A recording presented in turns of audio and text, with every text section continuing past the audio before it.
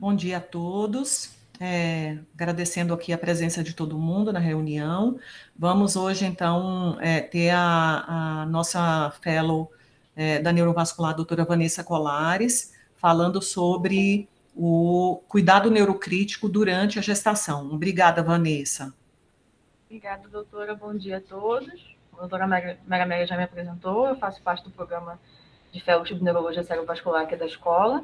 E o tema de hoje que eu trago é justamente esse cuidado neurocrítico durante a gestação e também incluindo, claro, o período puerpério, né? E por que eu trouxe esse tema, né? Qual que é a importância dessa discussão? Se a gente usar a nossa prática diária de terapia intensiva, a gente sabe que a maioria da população que está presente nesses setores não é, obviamente, gestacional ou puerpério, se você claramente não tiver num centro de referência obstétrica. E realmente a maioria dos trabalhos demonstra que só 0,8% dessa população realmente precisa de terapia intensiva. E se a gente pegar dentro dessa população quais que são envolvidas com condições neurológicas, é mais raro ainda. Porém, dentro dessas condições, elas têm um alto risco de mortalidade, então a gente precisa estar preparado para conseguir manejar essas pacientes de forma adequada. E quando eu digo de forma adequada, é justamente porque a gente não está trabalhando só com um indivíduo, na verdade são dois em um, é a mãe e o feto / bebê, caso seja a fase do puerpério. Então, isso tem que ser levado em consideração na hora das condutas, assim como essa paciente, a fisiopatologia, a anatomia, a fisiologia dela é completamente distinta do que seria numa população mulher, justamente pelas modificações que ocorrem durante o período da gestação e do puerpério. Aqui são alguns exemplos. Então, a primeira adaptação, que é uma das principais, é justamente do sistema cardiovascular. Então, essa paciente, por conta de um estado hipervolêmico gestacional, pode ocorrer uma sobrecarga cardíaca, que pode chegar até 50%, junto com um possível remodelamento cardíaco associado. E o que a gente pode já pensar que isso pode levar a condições, por exemplo, de maior predisposição a arritmias. Acaba ocorrendo também um remodelamento dos vasos, né, seja do remodelamento arterial, que pode levar a uma fragilidade da parede vascular, que pode sugerir um risco maior de rupturas de malformações que essa paciente já poderia ter e desconhecia, um aumento da complacência venosa e da redução da resistência vascular sistêmica, então isso também predispõe a, por exemplo, eventos trombóticos, como tromboses periféricas e até mesmo centrais. E também tem uma maior ativação do sistema vasomotor simpático, que pode ocorrer uma maior chance de uma síndrome de vasoconstrição reversível nessa população. Junto com isso, nós também temos uma adaptação hematológica, então, por conta desse estado hipervolêmico, leva a uma anemia dilucional, e essa anemia dilucional também interfere na questão dos fatores de coagulação, com um consumo maior da proteína S e uma resistência para ativação da proteína C, e também há um estado pró-coagulante com aumento dos fatores já mencionados aí no slide, 5, 7, 8, 9, 10, 12, e o von Willebrand, e um estado inflamatório imunológico, que ainda não é bem definido qual é o papel hormonal nesse contexto, mas esses pacientes acabam tendo um processo mais pró-coagulante, menos inflamatório, e que isso também envolve a adaptação da barreira hematológica, principalmente da barreira hematoencefálica, que muda essa permeabilidade, não no sentido de ficar mais permeável ou menos, mas de que as substâncias que atravessam mudam nesse processo. Então, o que pode acontecer nessa população que a gente tem que se preocupar como cuidado neurocrítico, né? Existem 3 grupos de raciocínio que a gente vai considerar. Um são as condições agudas neurológicas primárias, então as doenças cerebrovasculares, MAV, HSA, TVC, vasoconstrição reversível, status, trauma e até mesmo morte encefálica. Já o outro grupo seria de uma exacerbação de doenças pré-existentes, então entra no quadro miastenia graves, epilepsia, neoplasias intracranianas e até mesmo esclerose múltipla, mesmo que a gente saiba que realmente a população de esclerose múltipla durante o período gestacional tem menos chance de surtos, existem ainda os pacientes resistentes e até a influência do tratamento vai influenciar nesse contexto. E as complicações neurológicas da gestação, que aí a gente tem as hipertensivas, como a pré-eclâmpsia, a eclâmpsia e a síndrome HELP, consequentemente o PRES e a síndrome de Sheehan. Claro que na aula de hoje eu não vou conseguir falar sobre isso tudo, não vou me atentar muito, por exemplo, à esclerose múltipla, que normalmente não vai levar essa paciente à terapia intensiva, vou focar mais nas que tem alguma particularidade ou que são mais graves. Então, começando com as que são relacionadas à gestação, as mais prevalentes são as complicações hipertensivas, que é realmente a maior causa de internação na UTI, e dentro desse grupo também é responsável pela morte materna em 16% dos casos. Logo que a gente pensa em complicação hipertensiva, a gente lembra da época da graduação, da residência, que a gente teve que gravar todos os critérios de pré-eclâmpsia. E aí, nisso aqui, só para relembrar todos os critérios, e eu ressalto aqui que, para o grupo da pré-eclâmpsia, até 8% dessas pacientes podem desenvolver, né, das gestantes, 8% podem ter pré-eclâmpsia, e também nos critérios de disfunção de órgão-alvo, você vai ter justamente como critério uma dor de cabeça severa, um distúrbio visual, que vai levar também a uma situação de refratariedade de tratamento. Casos mais graves de pré-eclâmpsia, a gente envolve o síndrome HELP, que só lembrando por que é a HELP, né? A hemólise, a elevação das enzimas e a plaquetopenia. E, claro, se a gente pensar, uma paciente gestante com uma dor de cabeça severa, um distúrbio visual, eu vou investigar como red flag para dor. Mas, normalmente, a pré-eclâmpsia, o sintoma mais clássico é um mal-estar inespecífico, uma mudança visual, às vezes, discreta, a paciente não consegue relatar muito bem o que está acontecendo, a dor de cabeça, escotoma visual e, às vezes, a dor no quadrante abdominal superior. Então, se eu tiro essa dor do quadrante abdominal superior e só relato isso sem dizer para vocês que é uma paciente gestante, a primeira coisa que você vai pensar é você quis dizer que ela está com enxaqueca, certo? E, realmente, da queixa neurológica envolvida nessa classe de pacientes, a queixa mais comum é a dor de cabeça. Se você pensar que a enxaqueca é mais prevalente em mulheres e você está trabalhando com pacientes gestantes, óbvio que as crises de enxaqueca também vão ser sintomas mais frequentes. E, inclusive, os trabalhos mostraram que os déficits neurológicos temporários, a causa mais comum é uma aura migranosa. Então, como é que você vai cogitar, pensar quando é uma pré-eclâmpsia ou quando é realmente um quadro enxaquecoso ou quando já é um quadro secundário que você precisa investigar? Esse trabalho tentou montar um mnemônico, que é o ScanMe, que basicamente já são os sinais de red flag de uma dor de cabeça que você pega no pronto-socorro, mais acrescido da pressão arterial elevada ou temperatura. Então, você não vai realmente considerar uma paciente gestante que ela está com 140 por 90 de PA porque ela está com dor e é motivo da hipertensão. Não, você tem que considerar que ela pode estar já com pré-eclâmpsia, que é um dos critérios diagnósticos. Até 1/3 das causas de dor de cabeça na população gestacional vai ser de etiologia secundária, então você precisa investigar esses quadros. E lembrando que também, lembrar sempre do puerpério. E o contrário também é válido, na verdade, né? No puerpério, você pensar, já resolveu o problema, já tirou um bebê, a vida segue. Mas até 26% dos casos de dor de cabeça vão ser critérios para pré-eclâmpsia no puerpério. Então, é importante lembrar dessa causa, desse processo, nessa fase já da evolução dessas pacientes. E aí, essa paciente que já tinha uma pré-eclâmpsia vem e convulsionou. É nesse momento que o neurologista chega, meio perdido, sem saber o que tem que fazer nesse caso. Como é que eu vou manejar uma gestante que está tendo crise convulsiva? E eu lembro, mas ela tem pré-eclâmpsia. Logo da pré-eclâmpsia, também tive que gravar a existência da eclâmpsia. Essa paciente está com eclâmpsia, eu vou tratar para tal. Mas será realmente que ela está com eclâmpsia? Já acabei de falar que 1/3 dos casos de cefaleia no grupo populacional vai ser de causa secundária. Então, o próprio critério da eclâmpsia diz que você precisa descartar outras etiologias, sejam elas prévias, ou seja, uma paciente que já tinha epilepsia, ou novos eventos, como algum AVC, algum evento cerebrovascular, ou até mesmo toxicológico por uso de drogas. Mas, sempre lembrando, mesmo, eu digo, descartar essas etiologias mesmo que a paciente esteja com pré-eclâmpsia. Mas, claro, se você tem uma paciente já com pré-eclâmpsia, que tem algum desses sinais que eu relatei, de cefaleia persistente occipital e frontal de forte intensidade, visão turva, fotofobia e rebaixamento, até 83% dos casos realmente vão ser pré-eclâmpsia relacionados, então você já pode tentar manejar esse fato. A maioria, alguns trabalhos mencionaram que se você tem muita certeza que é eclâmpsia e pré-eclâmpsia, não precisa investigar. Mas eu acho um pouco complicado você deixar de fazer alguma investigação inicial nessa população que é tão delicada. Aí tá bom, vou tratar a crise convulsiva, vou identalizar que já é o automático da gente quando a gente vê uma crise convulsiva. Óbvio que não, já é mais complicado a partir daí. Se você pensa que essa paciente está realmente com eclâmpsia, você descartou outras possibilidades, o tratamento é sulfato de magnésio. Então, precisa lembrar dessa situação, a dose é essa, de 4 a 6 e 20 minutos, depois você mantém infusão contínua por até 24 horas depois do parto, e lembrar que você também pode ser chamado por quadro de intoxicação pelo sulfato de magnésio, porque o primeiro sintoma que vai mostrar é a perda dos reflexos profundos do aquileu, e depois ele já progride para condições muito mais graves. Então, é muito sutil esse sinal de intoxicação que a gente pode perceber e evitar que essa gestante vá para uma PCR. A reversão com bicarbonato de cálcio. Durante todo o processo da eclâmpsia, você precisa realmente monitorar esse feto de forma contínua. E o tratamento para eclâmpsia não é o sulfato de magnésio, até porque ele também é usado como prevenção na pré-eclâmpsia para a evolução de eclâmpsia. Aí você precisa retirar o bebê. Indo agora para as condições mais pré-existentes, a primeira que eu vou comentar aqui, ela é uma condição que já é rara na população normal.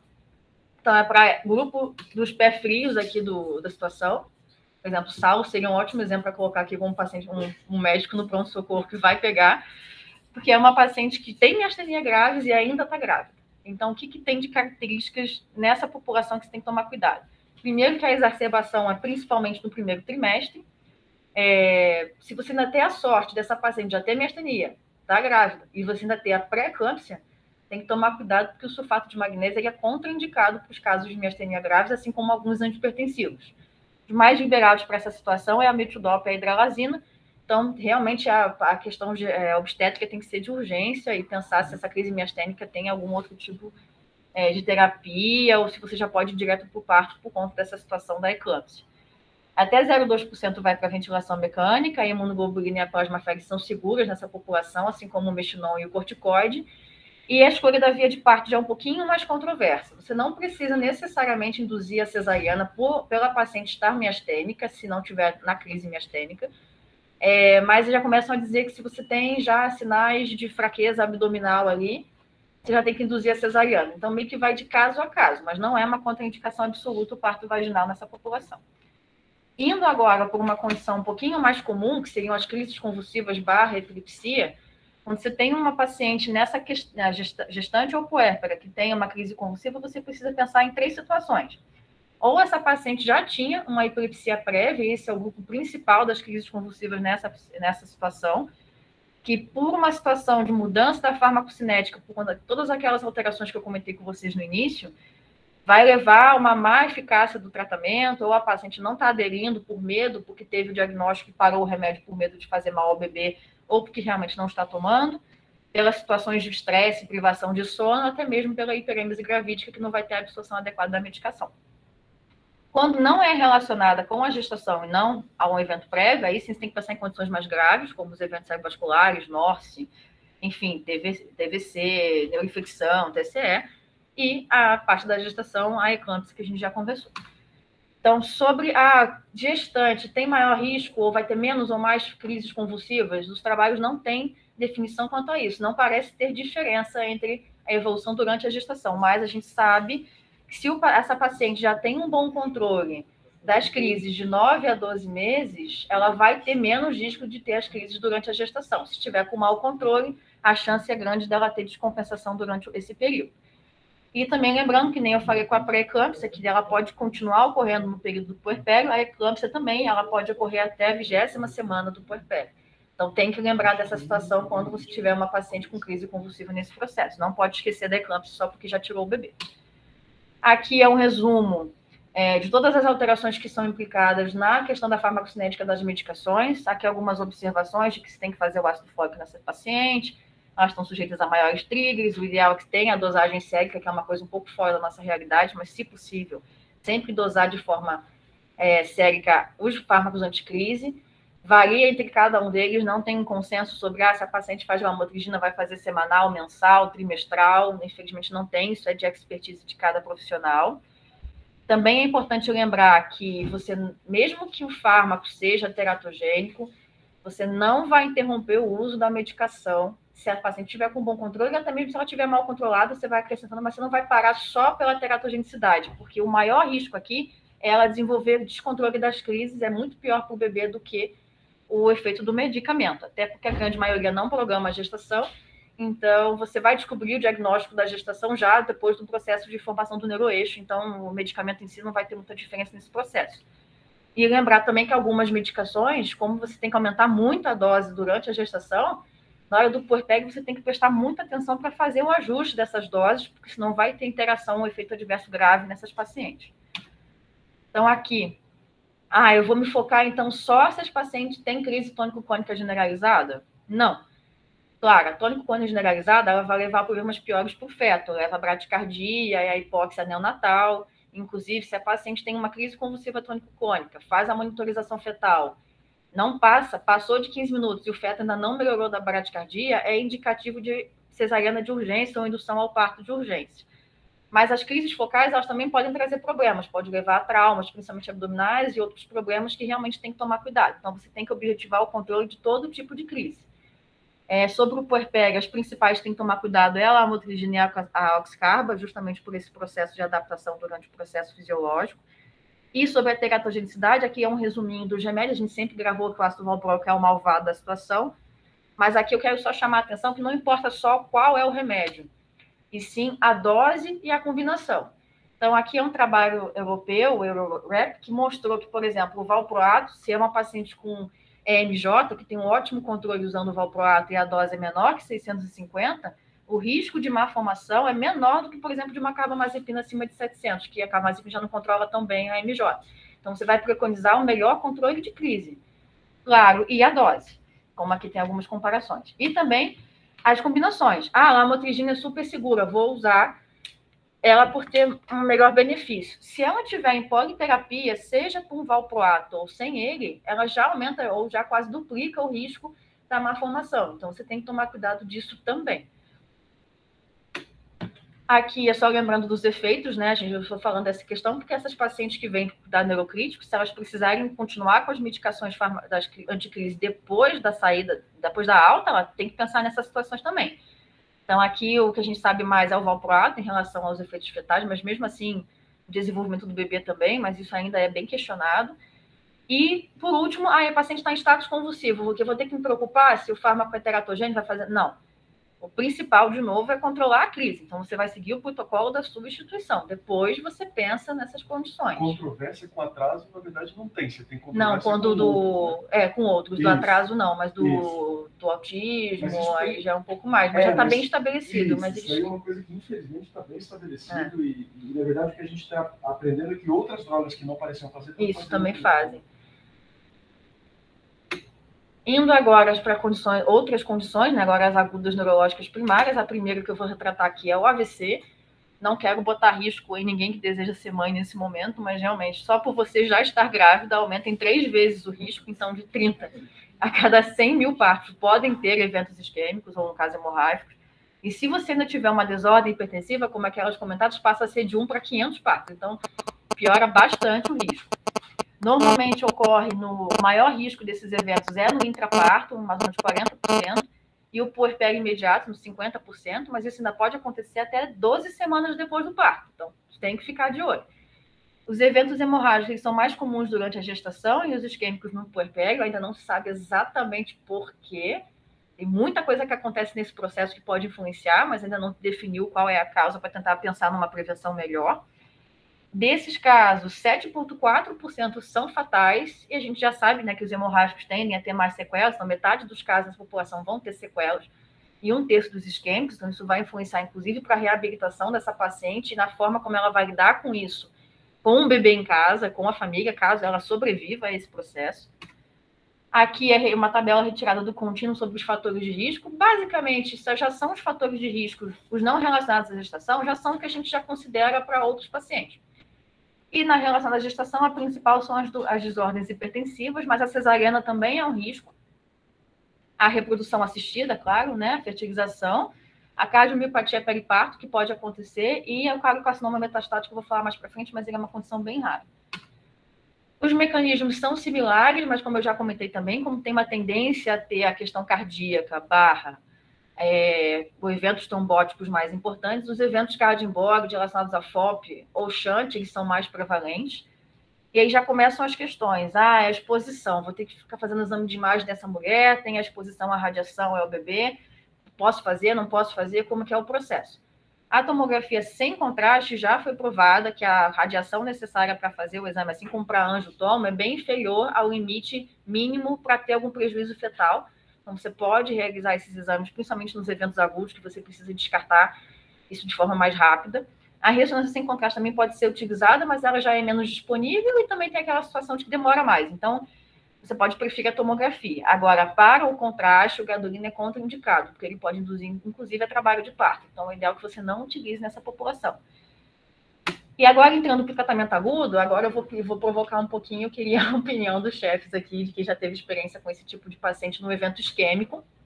Aqui é um caso de uma paciente de 31 anos, sem comorbidade conhecida, que há 2 horas apresenta no teu serviço com um quadro de uma fala enrolada, perda de força e sensibilidade, chegando com ENAIDS de 5 e a tomografia compatível com o evento isquêmico, que ela poderia ser candidata, por exemplo, a trombose. Mas, além desse caso, eu vou trazer 3 situações distintas para ver se isso pode mudar a conduta. A primeira é uma paciente que nem sabia que estava grávida e quando fez o beta-HCG na emergência descobriu que estava já com 5 semanas de gestação. A outra, ela está mais ou menos ali com 20 semanas. E a última já está com 38, pronta para o bebê no forninho, já pronta para sair com programação de parto para daqui a 5 dias. E aí? Trombolizo ou não trombolizo?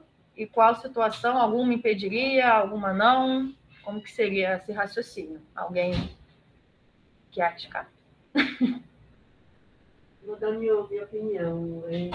Vanessa, assim, eu acho que a gente tem que olhar esse NIH assim, as custas de quê, né?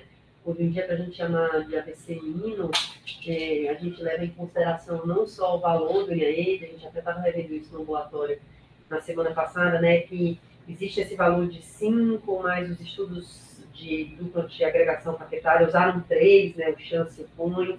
E existe uma diretriz do que define AVC mínimo, que é, na pior das hipóteses, um NIH de 5 para baixo, mas sem capacidade, né? Então, o paciente não pode estar enenótico, não pode estar fácil, não pode estar paresia, não pode ter uma paresia, né?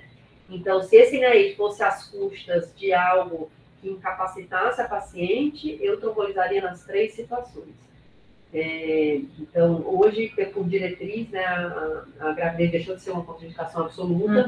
Na minha residência, era tudo não. E, inclusive, eu lembro até de discutir com a Gil, o R2, discutir com a Gil, um quadro bem parecido com esse último aí.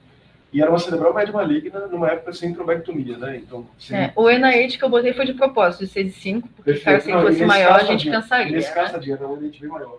Mas na minha época, infelizmente, não me acabou e ponto por aí. Isso, felizmente, mudou, né? Então, eu acho que é pesado. Sempre com a anuência da gineco-obstetrícia, né? A ginecologia obstetrícia deve participar aí, por potenciais complicações e eu acho que você pode até considerar fazer uma dose reduzida. Então, a última paciente que a gente fez para anuais, você está com Bactris maçã, que foi minha amiga de minha colega de residência, a minha turma, e a gente trombolizou com 0,6. Ela estava de plantão, a gente discutiu e a paciente já canalizou. Então, acho que aqui a gente já trombolizou 2 vezes, o primeiro e o terceiro cenário, aí, isso já quando a gente perdeu o medo, né, ou teve mais evidência da segurança, e foi muito bem. Com dose reduzida também, então? Desculpa? Com dose reduzida também? Não, dose plena. 09. Ok. Mais alguém que está assistindo a aula gostaria de comentar, dar opinião?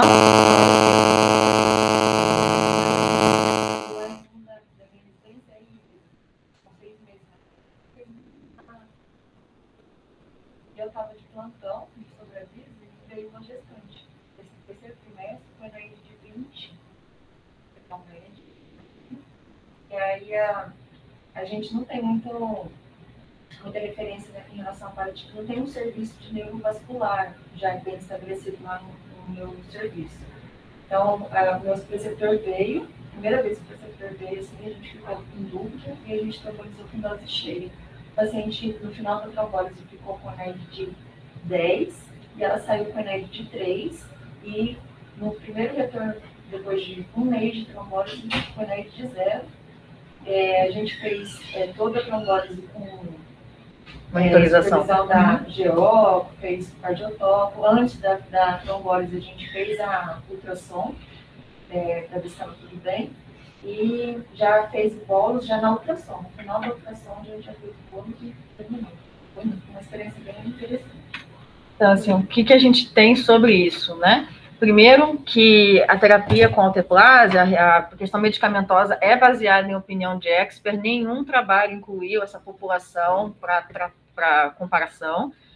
Alguns trabalhos tentaram mostrar que não houve um risco maior de complicações entre a alteplase e a uroquinase em comparação com o grupo de não gestantes, mas o que mostrou mais, o que é o que tem que se preocupar, é o sangramento uterino. A contraindicação atual é, como a doutora Gisele já começou, atualmente ela é relativa, e ela está relativa justamente porque a gente não tem trabalhos que contemplaram essa população, não se sabe exatamente todo o potencial desse tratamento para o feto e nem da hemorragia, o risco, direto por risco, hemorragias de risco para a mãe. mas a gente já sabe que pelo menos não tem a passagem placentária e nem tem a questão da teratogenicidade. Então, a ARRA, ela considera que você pode trombolizar se o benefício for maior que o risco do sangramento uterino. Tem que conversar com a família, com a mãe, sobre o risco, sim, de aborto e complicações do parto. E também com a equipe da ginecologia e obstetrícia, principalmente, por exemplo, naquela situação do último caso, em que talvez tenha que ter a indução do parto, e isso pode levar a maior sangramento durante o processo gestacional. O que tem um pouco mais de relato, né, nessa sessão, aquele primeiro caso seu, ou seja, eu trombolizei, não sabia que estava grávida, depois descobri e vejo que foi seguro. Então, esses relatos e conjunto de relatos são mais ou menos nessa hora. Assim, não sabia, estou com o primeiro trimestre, segundo trimestre, então é aí. Porque realmente ninguém, infelizmente, é uma população, tanto o neném quanto a mãe, são populações que ficam isentas e isoladas aí de pesquisas de randomização. Agora, entrando numa outra questão, aí todo aquele mesmo caso, só que agora eu vi que eu tenho um stop ali de M1 na questão. Mesma situação. Se indica trombectomia para todas essas pacientes? Eu achei que é mais fácil, na verdade. Pois é, acho que depois que a gente conversou, acho que todo mundo indicaria a trombectomia, e realmente o consenso canadense é o que comenta que não é contraindicado a gestação para você poder fazer a angiografia e o procedimento, tá? Nesse contexto que ele só reforça, é tentar usar o mínimo de contraste possível e a proteção fetal com a placa ali abdominal durante o processo. E também tem que ser informado para a família tanto da questão da exposição por contraste, que mais a gente tente o mínimo, dependendo da situação, possa ter que precisar de doses maiores, e das complicações que a própria angiografia e o processo hemodinâmico vai ocasionar, como a dissecção, a ruptura, que tem que estar ciente que isso pode acontecer. Indo agora para a profilaxia secundária, o que a gente tem sobre essa população? O AS já está comprovado que é seguro em idade gestacional maior que 12 semanas, até inclusive é usado como um dos tratamentos preventivos na pré-eclâmpsia. Já o clopidogrel, ele parece ter um aumento de risco de sangramento intra e pós-operatório, de sangramento uterino. Então, recomenda-se que a dupla antiagregação não seria o ideal, e caso seja necessário, ou por alguma questão que não possa usar o AS, ou porque prefira botar a dupla, que o clopidogrel ele seja suspenso 5 a 7 dias antes do parto, para evitar essa complicação. Ticagrelor não tem estudos ainda sobre isso para poder definir alguma coisa. Sobre a recorrência de novos eventos durante outras gestações futuras, não se tem um consenso, tem um estudo chamado Future, que tentou mostrar isso. Eu não consegui acesso a esse estudo, mas pelo que eu entendi, não se tem ainda algo bem definido. Não é contraindicação a pessoa querer engravidar por ter tido um evento isquêmico, né? E a via de parto também não é algo que contraindica. O paciente pode fazer o parto vaginal, sim, só que eles botam que é para você considerar, claro, nos casos mais graves, evento recente, com hipertensão intracraniana ou alta chance de conversão hemorrágica, você preconizar a cesariana, porque você vai ter mais um controle melhor hemodinâmico nesses casos. Aqui também é uma tabelinha retirada do contínuo, não vou ler sobre, mas é uma tabela resumindo toda a situação da segurança durante a gestação e na lactação, vai ficar salva a aula, depois pode ler com calma, de todas as medicações que você pode acabar utilizando como prevenção secundária, desde antiplaquetários até os antihipertensivos e os anticoagulantes. Só voltando aqui, que acabei não colocando, mas os anticoagulantes, eles acabam tendo... o próximo. Eu não coloquei. O anticoagulante, se for para etiologia secundária, não é bom. Eu vou botar, se não me engano, na seção da trombose venosa cerebral, mas eu já adianto. Ele não tem um benefício, pelo menos para a trombose venosa, de uso, porque parece que a rivaroxabana e a apixabana mostram uma tendência ao maior risco de aborto. Então, é preferível não utilizar e usar mais o Marevan, mas aí eu vou falar mais disso na parte da trombose venosa central. Indo para a parte da hemorragia intracraniana, ela está bem correlacionada com as desordens hipertensivas e press, e depois pode ser por questões pré-existentes, como os aneurismas, MAVE, cavernoma, coagulopatias, ou até mesmo por pacientes com moia-moia, mas até 1/4 dos casos pode não ter causa definida. E a chance de hemorragia ela acaba evoluindo durante todo o período da gestação, com algumas particularidades. Quando eu entrar em cada uma dessas condições pré-existentes, a gente vai trabalhar sobre isso. Indo para a HSA agora, que é outra condição gravíssima, que merece um cuidado especial. Se você pensar HSA durante o pré-parto, a prevalência dela é baixíssima. Agora, quando chega no período periparto, a ocorrência aumenta em 600%. Então, tomar cuidado. A maioria ocorre no terceiro trimestre de gestação. Os fatores de risco já são parecidos com o que a gente já tem para HSA, ruptura aneurismática, a idade maior que 35 anos, que no caso já é gestação com idade avançada, e a tabagismo e a hipertensão prévia, seja por distúrbio pré-hipertensivo da gestação ou por já ter hipertensão antes a isso. De características, não tem muita diferença, são mais aneurismas saculares, mas principalmente circulação anterior como a população em geral. Os não aneurismáticos também nessa população têm melhor prognóstico. E o que chama a atenção aqui da HSA é sobre o manejo terapêutico. Sobre a terapia endovascular ou clipagem, tem que ser o mais breve possível. Não tem benefício você aguardar, fazer um tratamento conservador, aguardar o parto para manejar essa situação, que são pacientes graves, e se você não fizer a terapia, você não vai conseguir manejar elas de forma adequada. Inclusive, eles já consideram que quando for para o centro cirúrgico para ter a abordagem aneurismática, já ir com a equipe da obstetrícia associada, porque se por acaso for possível, ou estiver com 34 semanas, já faz uma cesariana, pode ser considerado nesse processo. O ácido tranexâmico, que é um pouco polêmico, mas se decidir usar é seguro.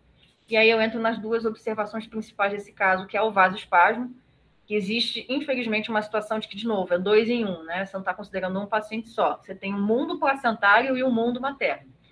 Então, para o mundo placentário, a gente tem, são os guidelines de pré-eclâmpsia que priorizam que a PA sistólica tolerável é até 150. E se você considerar já, no caso do mundo materno, a gente tem que ter a indução hipertensiva, dependendo de qual for o caso, né?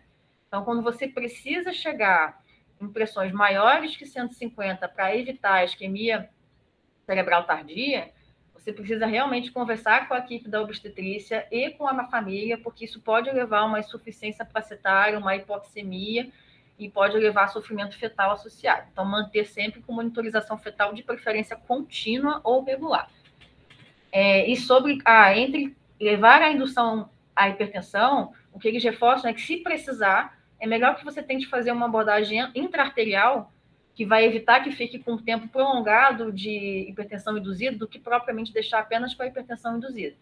E, se você optar pela terapia intraarterial, tomar cuidado com o verapamil, que junto com o nimodipino são teratogênicos. Então, isso também tem que ser considerado como a nimodipina a gente usa para prevenção também da isquemia cerebral tardia, mas eles são teratogênicos, na teoria são até mesmo contraindicados numa situação não urgente, né, como essa. E sobre a questão de DVP e DVE, a gente sabe que, os casos de HSA podem evoluir com hidrocefalia, que precisa desses dispositivos.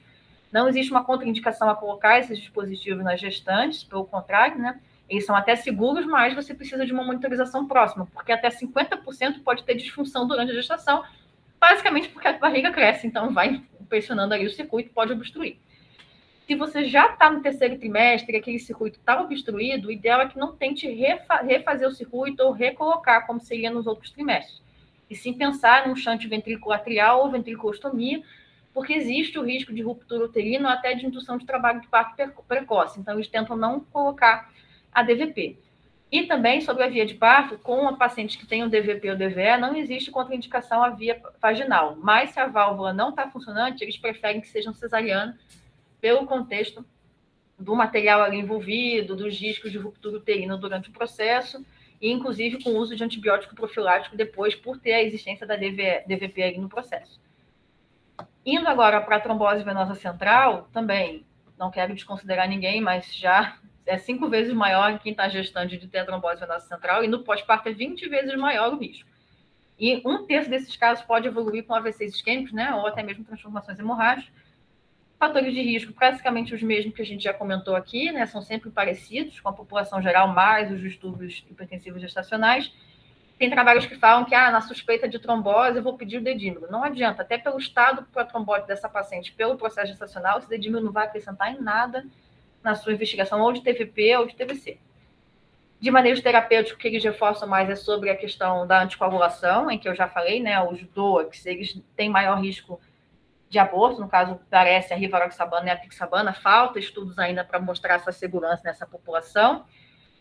A varfarina é contraindicada, não, acho que eu tinha até comentado do Marevan, mas não, desculpa, a varfarina é contraindicada, ela é classe D. Então, sobra heparina fracionada de baixo peso, heparina fracionada e a de baixo peso molecular. Então, normalmente o que se orienta é a de baixo peso molecular. Se precisar da heparina fracionada por contexto hospitalar, ou enfim, por outras questões, o ideal só é que tenha uma transição para baixo peso na 36ª semana, porque na hora do parto é melhor ter a de baixo peso, porque tem meia-vida menor, é mais fácil, permite que faça anestesia, tenha todo menos complicações de sangramento durante esse processo. A TVC não contraindica outras gestações no futuro, mas normalmente acaba levando a uma profilaxia com a heparina de baixo peso nesse processo da gestação, da segunda, né?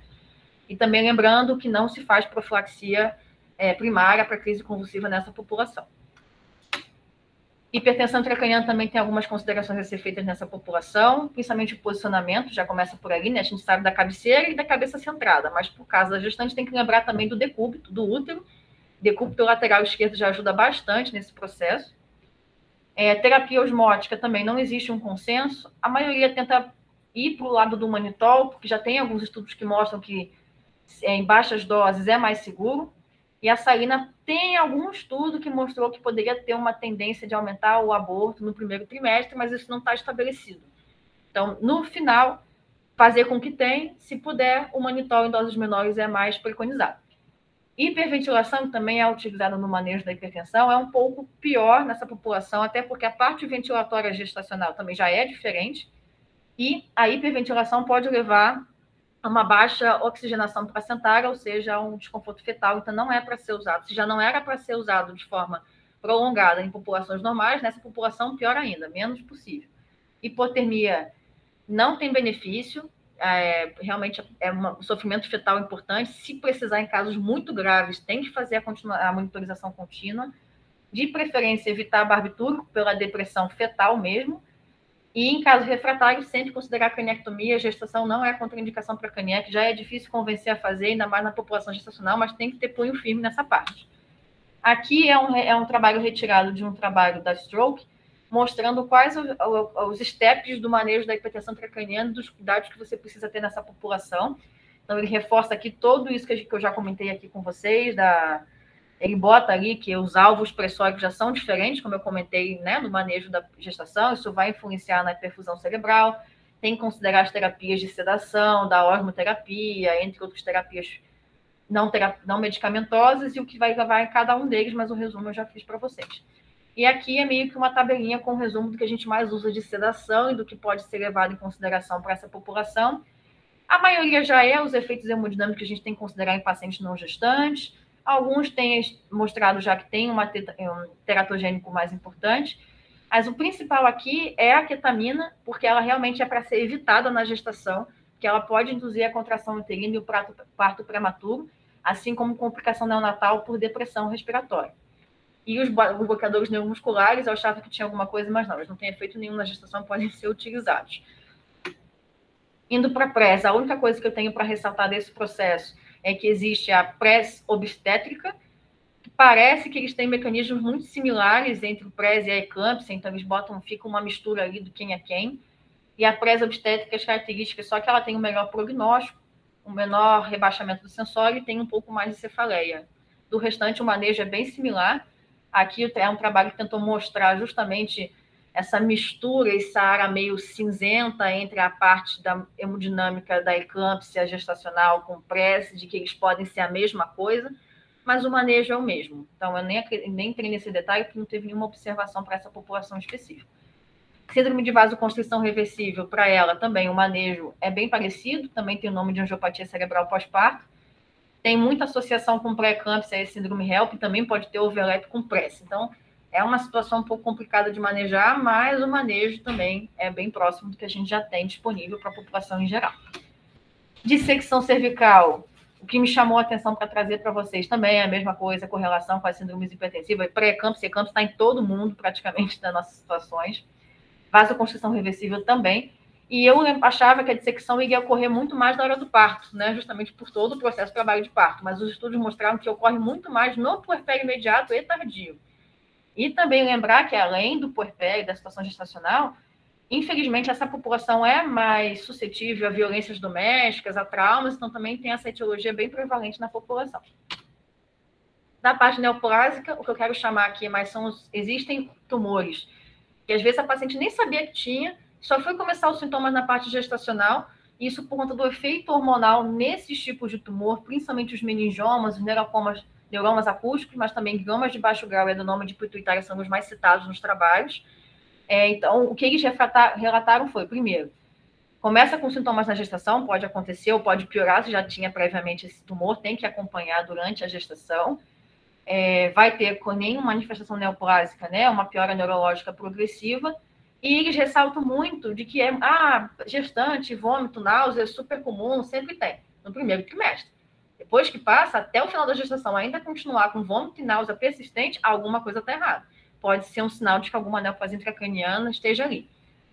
Em situações de baixo grau ou benignos, a situação é acompanhar e eles preferem ter realmente abordagem cirúrgica pós-parto, enquanto isso, sal corticoide para poder ter o controle do edema, dexametasona ou prednisona, sendo que a prednisona é classe D e a dexametasona é classe C, mas por benefício do edema pode ser considerado. Trabalho de parto, a gente também pensava, neoplasia, trabalho de parto vaginal, não existe uma preferência de via de parto nesse processo. E em casos mais urgentes, realmente tem que ser feita a abordagem cirúrgica, e aí é a mesma situação, monitorização fetal contínua do centro cirúrgico junto com a equipe obstétrica. De MAV, seria muito... Aí já é um pouquinho mais polêmico sobre a abordagem da MAV ou não. Acho que se o doutor Félix estivesse aqui, acho que talvez ele quisesse abordar todo mundo. Porque realmente o risco de ruptura no processo gestacional e puerperal é 7 a 8 vezes maior, principalmente no terceiro trimestre, que é justamente o processo mais delicado para acontecer uma complicação neurocrítica. Também as malformações cavernosas e que tenham formações aneurysmáticas também tem maior risco, isso também já é para a população em geral. Tratamento preventivo de lesões que você descobriu não rotas, a maioria dos trabalhos não preconiza você tratar. Espera passar a gestação e aí você avalia tratar ou não. Mas já começam outras questões, né? Do tempo da MAV, paciente jovem, faz o diagnóstico precoce, vai realmente deixar a MAV ali controlando e esperar ver o que vai acontecer durante a gestação. Tem essas questões que são trabalhadas nesses estudos. A via de parto também não é definida, mas eles falam para evitar o trabalho de parto, se você tiver hipertensão, coagulopatia, algum sinal de ruptura iminente dessa MAV, um alto risco de ruptura, pensar em fazer a cesariana. Já para outras situações um pouquinho menos raras, mais raras, porém a gente pode acabar acontecendo, é a moia-moia e a anemia falciforme. Da moia-moia já é uma situação com alto risco isquêmico / hemorrágico cerebrovascular, então na gestação aumenta mais ainda esse risco. O maior risco de complicação é justamente nos pacientes que já têm AIT ou AVCs recorrentes ou que já mostram uma redução regional importante do fluxo sanguíneo, e também não tem evidência sobre nesse caso não existe evidência de qual trabalho, né? Qual a via de parto, na verdade, não trabalho de parto, via de parto. E a anemia falciforme também, o risco é maior, tem uma alta morbidade materno-fetal, não só pelas questões neurológicas, mas por todo o processo da anemia falciforme e a placenta. Mas não existe um protocolo para acompanhar com Doppler, fazer transfusão profilática, como seria com crianças. Também não é contraindicação a trombose se tiver um evento isquêmico agudo nessa população. Também não se sabe sobre anticoagulação profilática nem a via de parto. Causas raras, só comentando, não vou passar por ela, só lembrar principalmente da encefalopatia de Wernicke na paciente no primeiro trimestre por conta dos vômitos, né? Isso pode acontecer até com frequência. O restante é só para lembrar que pode acontecer, não vou entrar em detalhes, mas embolia gasosa, embolismo amniótico também pode ocorrer. E aí a gente entra quase já no final aqui da aula, a gente sobre morte encefálica, que infelizmente podem acontecer de pacientes neurocríticas evoluírem, e aí entra nas questões legais de como é que é o manejo. O protocolo de ME não entra como gestante, como potencial doadora.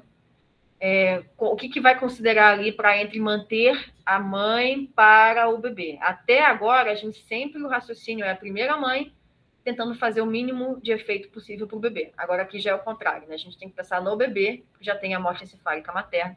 Então, vai considerar a idade gestacional. Aqui, a maioria dos trabalhos preconizou mais de 23 semanas, mas existe uma revisão sistemática de que a média gestacional foi de 20 semanas para pensar em manter.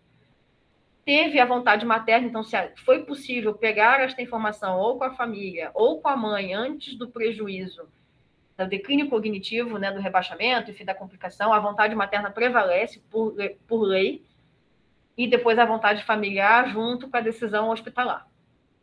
Então, se a vontade da mãe é de manter o bebê, mesmo que ela entre em ME, mesmo que o hospital não queira, por lei precisa ser mantido. E aí existiu essa revisão sistemática, que pegou 35 casos de morte encefálica, viram que a média gestacional foi de 20 semanas, mantendo até 27 para induzir ao parto. 77% desses neonatos ficaram vivos e 85% deles tiveram uma evolução normal até os 2 anos do estudo, sem prejuízo no desenvolvimento. Então, isso importantíssimo de se pensar em uma equipe multidisciplinar, porque é a vida de uma nova pessoa que nem apareceu ainda para a gente nas nossas mãos, mesmo que a mãe, infelizmente, já não tenha mais esse processo de poder passar por isso. Aqui, eu só vou passar rapidamente um resumo de todas as medicações que estão presentes na terapia intensiva, que tem as recomendações, isso foi tudo desse mesmo trabalho mencionado. Leia com calma depois, de tudo, de antiplaquetário, trombolítico, anticoagulante, antihipertensivo, fármaco anticrise, imunomodulador, até mesmo a terapia osmolar. E, por fim, aqui também, né, o antiplaquetário, enfim. Aqui foram as minhas referências, e para terminar só aqui o motivo, não sei porque apareceu essa imagem, isso aqui foi um erro, era outra imagem que tinha que aparecer, que era muito mais bonita. Mas o motivo aqui da aula foi porque eu passei já para pouco tempo de experiência com terapia neurocrítica, eu tive 4 pacientes, uma puérpera e 3 gestantes que eu tive que conviver, e foi uma situação muito emocionante, muito difícil, complicada para todo mundo. 2, infelizmente, conseguiram sobreviver e, graças a Deus, estão com os filhos até hoje, estão pela reabilitação.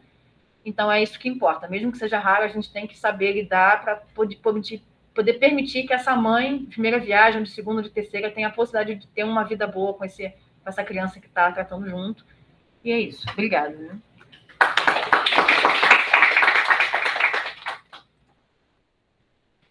Alguém tem alguma dúvida? Eu gostaria de comentar alguma coisa? Fala mais alto aqui. Quando se falou em trombolizar pacientes gestando naqueles casos, aí embaixo tinha sangramento uterino. A minha dúvida era, se ela estiver com sangramento uterino, contraindica a trombólise, ou a trombólise vai aumentar o risco de sangramento uterino? Não é contraindicação para sangramento uterino, mas você precisa conversar com a equipe da GO, porque o problema é o risco de sangramento uterino no parto. E aí isso vai levar a complicações para a equipe da ginecologia e obstetrícia, mas não é contraindicação. Acho que o André levantou a mão, é isso? Opa, tudo bem? Olá. Primeiro, parabéns pela aula, muito boa. Obrigada. Muito completa, né? Na verdade, eu tinha umas dúvidas, né? Uma é, por exemplo, no Doppler, se na gestação existe alguma alteração fisiológica que acontece no Doppler, somente para monitoração e tal, hipertensão intracraniana, se existe alguma alteração pela própria gravidez. A outra é que é só um comentário, né? Eu tive uma colega de faculdade que teve eclâmpsia uns 2 meses atrás, mais ou menos. Aí ela convulsionou e tudo, e assim, na investigação não chegaram a fazer neuroimagem, porque atribuíram tudo como se fosse um quadro de eclâmpsia. Ela teve uma cefaleia, teve escotoma, aí convulsionou, né? E não chegou a fazer neuroimagem depois.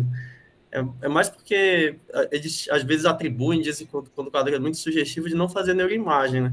Só que o diagnóstico diferencial é muito amplo, né? Então eu achei extremamente complicado isso, mas só para relatar essa experiência pessoal, assim, próxima, né? Que eu acho que o espectro de investigação ele tem que ser mais amplo nesses casos, né? Mas obrigado pela aula, muito boa. Sobre a dúvida do Doppler, até onde eu vi a respeito, não existem muitos trabalhos também focando nessa população assim específica, a não ser que ela já tenha alguma condição, como anemia falciforme, enfim, outras situações. Na população em geral não existe assim uma mudança significativa, mesmo com o estado hipervolêmico, com a situação da anemia dilucional, não parece ter uma mudança dos níveis ou dos valores de fluxo e de IP que justifiquem. Você vai usar para monitorização da HSA, por exemplo, e os valores são similares aos que normalmente a gente utiliza na população não gestante. O que acontece, André, às vezes, é pela hemodiluição, a velocidade pode aumentar, né? Então, se a paciente fica com um hematócrito um pouquinho mais baixo, então o hematócrito abaixo de 10, ele já aumenta um pouco a velocidade, né? Então, tem uma certa hiperdinamia também, pelo aumento da volemia. Isso. Mas até assim, do que eles comentam sobre isso, você tem o basal dessa paciente, aí você vai acompanhando ao longo do tempo. Então, não é porque a velocidade está aumentada que é um vasoespasmo, não é. Você vai fazendo evolutivamente e vai pensar, assim como é num paciente crítico, por exemplo, com anemia, né? Você vai pensar até que ponto tem a interferência da anemia dilucional ou da anemia pelo quadro, talvez, hemorrágico da gravidez aí, né? E do que já é alguma mudança do padrão pensando em vasoespasmo, por exemplo. Mas não existe um valor de corte diferente nessa população para pensar que até tal velocidade é normal por conta da hemodiluição. Não tem trabalho assim. Perfeito, obrigado, Vanessa e doutora Gisele. Vinícius também levantou a mão, até aproveitando, Vinícius, obrigado. O Vinícius também me mandou alguns artigos que eu pedi ajuda para ele, até pensando em reabilitação em população gestante puerpéria. Realmente não tem muita coisa voltada específica, é uma reabilitação que nem uma questão não institucional, mas obrigada pela ajuda. Não, era justamente esse o meu comentário que eu ia fazer, né? Você deve ter visto, né, no que eu te mandei, na literatura em geral, praticamente não existe, né, reabilitação pós-AVC, por exemplo, no pacientes gestantes ou puerpério, né, daquelas que sobreviveram ao AVC. Isso é colocado em vários trabalhos, né? Existem alguns trabalhos que compararam, um italiano que comparou uma coorte mas aí é homens e mulheres, não necessariamente grávidas, né? Demonstrando que os homens tiveram acesso superior às mulheres à reabilitação e por isso um desempenho melhor, mas não existe nada voltado para a população especificamente grávidas ou no puerpério, né? O que é um problema, né? Considerando que essa população não é invisível, ela existe, né? No entanto, ela só não é alvo de estudos específicos, né? Nós também não temos tanta experiência de reabilitar pacientes grávidas que sobreviveram ao AVC aqui no Saara, porque eu não lembro do último paciente que chegou nesse estado aqui conosco, apenas já no puerpério já pegamos. Mas mesmo assim a gente vê que esses pacientes têm dificuldade de ter acesso à reabilitação, né? Muitas vezes tem dificuldade de deixar onde é que eu vou deixar o bebê, às vezes mora sozinha, a mãe não tem com quem deixar, a avó não está presente e acaba não conseguindo reabilitação. Agora, grávidas, então, além de não ter literatura, a gente não tem experiência também no nosso serviço especificamente. Isso é um problema que deveria ser abordado, né? Pois é, como você falou, uma população que existe, porém que ela é inexistente em todos os trabalhos voltados para isso, né? A gente fica meio sem saber o que fazer. Mais alguém tem alguma outra dúvida, algum outro comentário? É interessante quando a gente vê esse trabalho, né? Então, parabéns, acho que realmente um tema bem desafiador e sempre emociona um pouco, né? A gente teve uma paciente, não foi morte-encefálica, mas a gente teve uma paciente que ficou em estado vegetativo, que estava com 28 semanas de gravidez, e a família optou, a gente segurou realmente até o final da gravidez, até ter realmente maturidade pulmonar fetal para entrar com paliação. Uma série de questionamentos, porque a paciente realmente submetida assim, a vários, não só procedimentos como antibiótico-terapia, né, o risco para o feto, por outro lado, se a gente não tratasse a mãe entrar em sepsis, o feto ia morrer. No final das contas, o bebê ficou bem. Teve a Sara, né, agora, que acho que foi uma experiência, né, que a gente teve da trombose, possível trombose venosa, que depois esse diagnóstico de MAB, né, então acho que é sempre realmente um paciente que não tem como não marcar muito, né, e é interessante que nos estudos, algumas recomendações são assim, bem em cima do muro, mas se você vai para a prática clínica, né, eu acho que se a gente fizesse assim, uma enquete, eu acho que com 100 neurologistas, 99%, eu acho que não indicar realmente uma paciente com MAB fazer um parto normal, né, apesar de dizer assim, a via de parto não é indicada, né, então acho que assim, pouquíssimas pessoas aí contraindicariam, né, aí algumas coisas que a gente acaba fazendo, isso que o André falou, né, quando chama o neurologista, acho que 100% dos neurologistas indicam a neuroimagem, né, na fase aguda, ninguém está satisfeito, isso é eclâmpsia, né, a gente geralmente investiga, e até uma dicotomia, eu acho, assim, do que tem nas diretrizes, de que, se é eclâmpsia, vamos supatar só e não precisa dar antiepilético, né, e se não for, né, e se muitas vezes não preenche aqueles critérios para doença hipertensiva, né, específica da gravidez, e a gente acaba entrando com medicação com fármaco anticrise e outros, né, porque então, aí na dúvida, a gente não quer deixar o paciente sem ser coberto, né, com o risco de recorrência. Então, outra realidade frequente nos nossos ambulatórios são as tromboses venosas cerebrais, né, e realmente, assim, o risco de recorrência, a gente geralmente libera a paciente para engravidar depois. O uso do Clexane nessas pacientes a gente acaba fazendo. E os AVCs de fase aguda, acho que você exemplificou aí o drama, né? E como disse o Fabiano, o AVC muito grave, ele é mais fácil. O paciente chega com ENAIDS de 20, ninguém pensa muito. Mas o paciente com ENAIDS de 5, às vezes é uma história de primeira gravidez, ou o paciente, essa gravidez, essa trombose, que é a inflamação fizemos com 0,9, era a 9ª FIV da paciente, era a primeira que tinha chegado ao 7º mês. Então, aí a paciente foi na ID de 7. Então, aí é duro, hein? É dureza, exatamente. Então, tem que, inclusive, compartilhar com a paciente, porque a decisão pode até ser por não fazer. E mas também, maravilhoso. Assim. E também pensar que a maioria tem evolução boa da gestação, porque são pacientes que são consideradas jovens, em comorbidade, mas cada vez mais as mulheres estão engravidando mais tarde, e também usando terapia hormonal, né, de até fertilização. Então, essas complicações podem começar a ficar mais frequentes por causa dessa mudança populacional. Né? E super interessante isso que você mostrou aí das doses, né, de medicação de fármaco de crise, né, que é difícil você ver um neurologista que deixa uma mulher engravidar usando valproato, né, e por outro lado, realmente, uma paciente que está controladinha, é um NJ, está usando dose baixa, talvez, né, você não trocar a droga seja razoável. Eu, particularmente, jamais tive coragem de deixar engravidar usando valproato, né? Porque, como você fala, a literatura é muito... Mas esse trabalho que você apresentou é bem provocativo mesmo, né? Talvez 650 de valproato seja melhor do que um fármaco que coloca em risco de crise, perda da...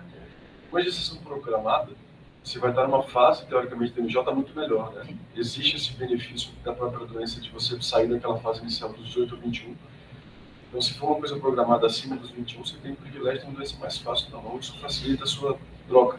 Porque o MJ é muito danado. O valproato é muito melhor que o resto. É muito melhor. Então, assim, é tudo. Então, eu vou trocar a lamotrigina. Tá bom. Mas você sabe que você vai perder controle de algum tipo de crise ou da micronia. Quebra também. Aí vai pensar, vou botar a lamotrigina com outra medicação, porque vai ajudar, e mostrou que a combinação é tão ruim. Não, e às vezes é tão baixa a dose, 250 de depacote, 500 mg de depacote, você segura muito bem, obrigado, né? E a gente fica com esse medo. Esse dado é bem interessante para a gente pesar mesmo. Né? Vou ter que associar a lamotrigina para reduzir depacote, talvez não valha a pena. Talvez a mulher deixe o depacote quietinho como está e ela vem como está. Além do que a lamotrigina é esse caos.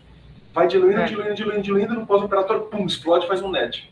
Faz o Steven Johnson. A gente já teve caso aqui. Que a dose que chega na gestação, indo para o nível sérico, é absurda. Chega a ser em dose que você acha que até é má conduta, de tão alta. E aí, quando nasce, que acaba a volemia, pum, explode e faz um Steven Johnson na sua cara no puerpério. Então, não é droga fácil. A lamotrigina é linda por um lado, mas nesse sentido ela é difícil. E o dado de ruptura de marco pós-gravidez, ele é controverso, né? Porque tem trabalho que mostrando que não aumenta o risco de ruptura no período perifato e nem no... Acho que de todas, a mais controversa, né? Foi a MAVE, nos trabalhos que eu peguei. Tanto que você veja a dicotomia que você apresentou aí, você falou assim, o risco é 7 a 8 vezes maior, mas a gente não indica operar profilático. Exato. Quer dizer, se é 7 a 8 vezes maior, quem é uma mulher que tem uma MAVE que não vai querer operar antes de engravidar, se puder planejar, né? Mas é isso, porque a literatura é bem controversa. Essa recomendação de assim, eu não opero porque não tem nada mostrando que previne, é isso, porque tem trabalho que mostra que não tem aumento de risco. O procedimento tem seus riscos. Vanessa, tem uma última dúvida sobre a questão que você falou de na gravidez você tem que fazer a dosagem nível sérico, né? Que é algo que a gente geralmente não faz em outras condições, né? Só que não é uma realidade geral nossa, né? Dosar deve tirar cetano, a nível sérico de lamotrigina, dependendo do que seja, né? Existe dado de variação importante de nível sérico na gravidez mais do que nos pacientes que não estão grávidos? E se tiver, né? Qual seria a diferença do que a gente faz na prática em relação à manutenção e titulação de doses anticonvulsivantes, considerando que a gente não tem não tem essa possibilidade em geral de dosagem de nível sérico? Tu que mais tem de trabalho, assim, que fala, os medicamentos principais são os que têm o envolvimento mais renal, né, de excreção, mais do que até do próprio metabolismo hepático. Mas aí, por exemplo, a lamotrigina, que a gente comentou, é um ótimo exemplo, é um medicamento que sai muito rápido, né, do corpo da gestante por conta desse aumento do clearance renal, então às vezes tem que ficar com doses 3, 4 vezes maior do que seria o usual para poder ter um bom controle de crise. A oxcarba também é o mesmo processo. Gabapentina é outro exemplo também, só que não tem, até conversando com outros profissionais, isso sempre é um tema de discussão em mesa de congresso de epilepsia por conta dessa situação, como a gente não tem acesso fácil a essas mudanças de dosagens séricas, eles vai mais pelo feeling de controle de crise. Teve crise e aumenta a dose, não teve crise e tenta manter. Que não é o ideal. Objetivo da gestação e controle. E do trimestre, assim, entre todos, o terceiro trimestre é o mais complicado, tanto para a piora da crise, quanto também para o metabolismo, assim, no geral. Só que a particularidade de cada fármaco não tem um protocolo para pensar, com a amotrigina eu vou dosar a cada trimestre, a cada mês. Tem epileptólogo, por exemplo, o Palmini, ele dosa a cada 2 semanas, se possível. A Elza já começa a falar que já não precisa ser todas as 2 semanas, a cada mês, a amotrigina pode ser a cada 2, 3 meses. Então, realmente, não tem um consenso, Vinícius. Não vou conseguir te responder essa pergunta. Mas acho que é isso. Se a gente, como a gente não tem a dosagem sérica, vai pelo feeling. Infelizmente, vai pelo feeling de controle de crise.